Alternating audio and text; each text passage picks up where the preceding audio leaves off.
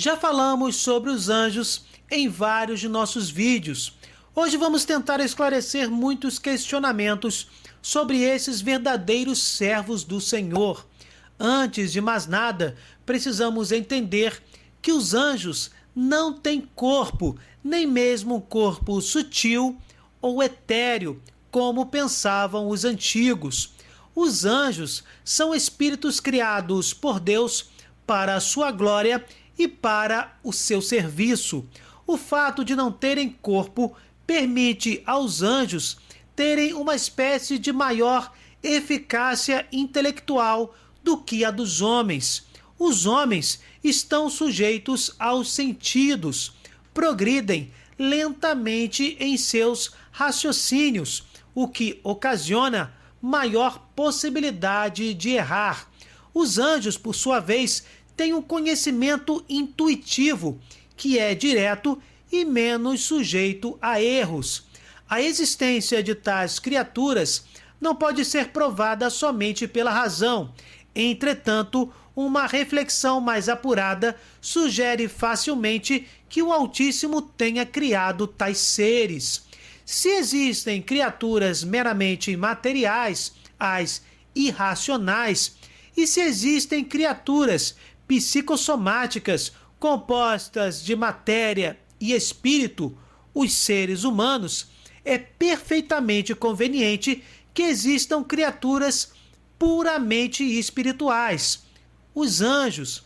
Desta forma, a obra de Deus aparece em toda a sua variedade e em toda a sua harmonia. Não podemos saber o momento em que os anjos foram criados. Alguns padres da Igreja admitiram que os anjos teriam origem antes da criação do mundo. Há, porém, quem prefira afirmar que os anjos foram criados juntamente com todas as demais criaturas. Essa dúvida é impossível de ser resolvida por falta de documentação adequada. O fato é que os primeiros homens foram tentados por um anjo mau ou decaído, o que significa que os anjos foram criados antes dos homens. Inicialmente, e isso é muito importante, inicialmente os anjos foram elevados pelo próprio Deus à ordem sobrenatural. Isso significa que os anjos foram elevados a uma dignidade que os habilitava a contemplar a Deus face a face. Essa dignidade estava muito acima de qualquer pretensão de um ser criado. No entanto, tais criaturas puramente espirituais precisaram se confirmar nesta graça, sendo submetidos a uma prova da mesma forma que os primeiros pais, os primeiros seres humanos, também foram. Foi exatamente neste momento que uma parte desses anjos recusou fidelidade ao Senhor, pecando por soberba. Esses anjos se tornaram os anjos caídos, ou simplesmente demônios, que passaram a tentar os homens, procurando arrastá-los para longe de Deus mediante o pecado. É importante termos a noção de que muitos povos não judeus e não cristãos admitiram a existência de seres intermediários entre os homens e a divindade. Sim, a existência de tais seres não é uma exclusividade da religião judaica ou da religião cristã. Entretanto, existe uma imensa diferença entre os anjos e os seres intermediários de outras religiões. Os anjos não podem jamais ser identificados com semideuses, nem com duendes, nem com gênios do paganismo, muito menos com exus e orixás. Repetindo, os anjos são meras criaturas e não semideuses. Estão subordinadas a Deus em tudo. Não são rivais de Deus, por exemplo. Não são seres com chifres ou com tridentes e também não têm asas. A representação de anjos como meninos ou como meninas é uma mera fantasia e não tem fundamento teológico ou bíblico. Os artistas, vale dizer, precisavam recorrer a uma forma plástica humana visível para apresentar aos olhos dos homens seres que são meramente espirituais. Também as asas são um artifício, desta vez inspirado pela Bíblia. Sim, as Sagradas Escrituras representam com asas os serafins, os querubins, os 4 seres vivos do Apocalipse. E realmente são simples representações, são expressões figuradas que supõem corporeidade nos anjos para ilustrar aos leitores. Essas asas, muito provavelmente, simbolizem a leveza da imaterialidade, assim como na arte egípcia, a alma humana separada do corpo tem asas e um corpo de ave. O mesmo acontece na arte da antiga Mesopotâmia. É no século V que aparecem na iconografia cristã os primeiros anjos alados. Vale ressaltar ainda que os artistas costumam colocar asas nas figuras que representam espíritos. Logo, asas nos anjos significam o que eles são, essencialmente, seres puramente espirituais. No decorrer dos séculos, os teólogos tentaram se aprofundar na realidade dos anjos, fazendo uso principalmente das sagradas linhas. Como resultado de suas reflexões, algumas afirmações foram propostas. Vale lembrar que não são certezas da fé, são afirmações que não pertencem ao patrimônio da fé e são de livre discussão. São Tomás de Aquino propõe o seguinte raciocínio.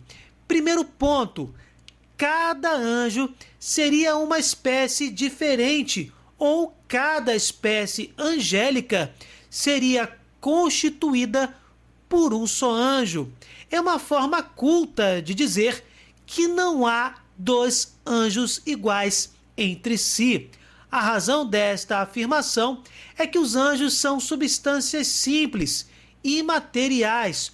Portanto, cada um deles não pode deixar de ser único.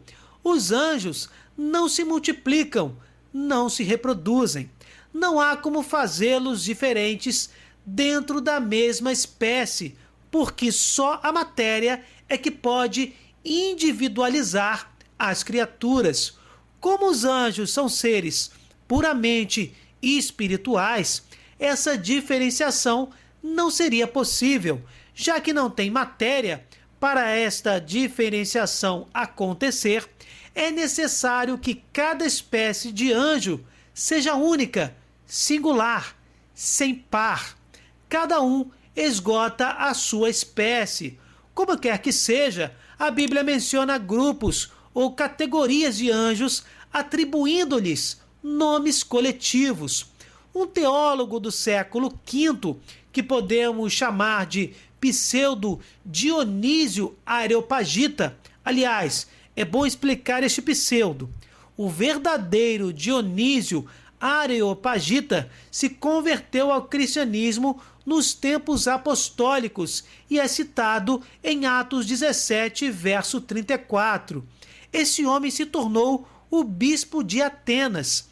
Bem posterior a esses tempos é Pseudo-Dionísio, um autor anônimo que foi confundido historicamente com bispo, mas que escreveu uma obra intitulada Sobre a Hierarquia Celeste.